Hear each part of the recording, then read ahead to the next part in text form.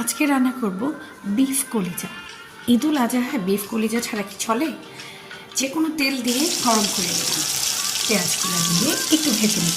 একটু বেশি পেঁয়াজ দিয়েছি, তেজপাতা আর দারচিনি দিয়ে দিলাম, গোলমরিচ দিয়ে দিলাম, লবঙ্গ, এলাচি। একটু সতে করে নেব যাতে পেঁয়াজটা ভাজা ভাজা হয়ে যায়। পেঁয়াজটা একটু নরম হয়ে গেছে। এই মুহূর্তে রসুন বাটা দিয়ে দিলাম, আদা বাটা দিয়ে দিলাম, লবণ দিয়ে দিলাম ধনিয়া আর মরিচ গুঁড়ো, আর দিয়ে দিলাম হলুদ। এরপরে দিয়ে দেব একটু পানি যাতে মশলাটা ভুলে যায় ভালো করে।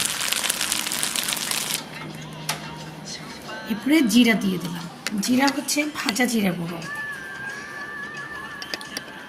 আমরা একটু টেলে নিয়ে জিরাটাকে ভেজে ফেলি। দিয়ে দিলাম পানি। এরপর আরেকটু সতে করে নেব। মশলাটা কিন্তু একদম ভাজা ভাজা হয়ে গেছে এবং নরম হয়ে গেছে। আগে থেকে সিদ্ধ করে নিয়েছিলাম কলিজা আমরা আগে একটু সিদ্ধ করে তারপরে কেটে পরিষ্কার করে নিই।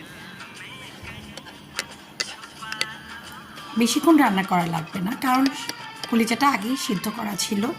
10 থেকে 15 মিনিট রান্না করলেই কলিজাটা হয়ে যাবে। কলিজাটা সফট হতে হবে, কিন্তু বেশি ওভারকুকড হয়ে গেলে এটা কিন্তু শক্ত হয়ে যাবে, চিউই হয়ে যাবে। এই তো ব্যাস হয়ে গেল আমাদের কলিজা মানুষের কলিজা না, বিফ কলিজা। এইভাবে খাসির কলিজাও করতে পারবেন। এটা দিয়ে রুমালি রুটি, পরাটা, খিচুড়ি, ভাত, তারপরে হচ্ছে পোলাও, সব ভালো লাগে।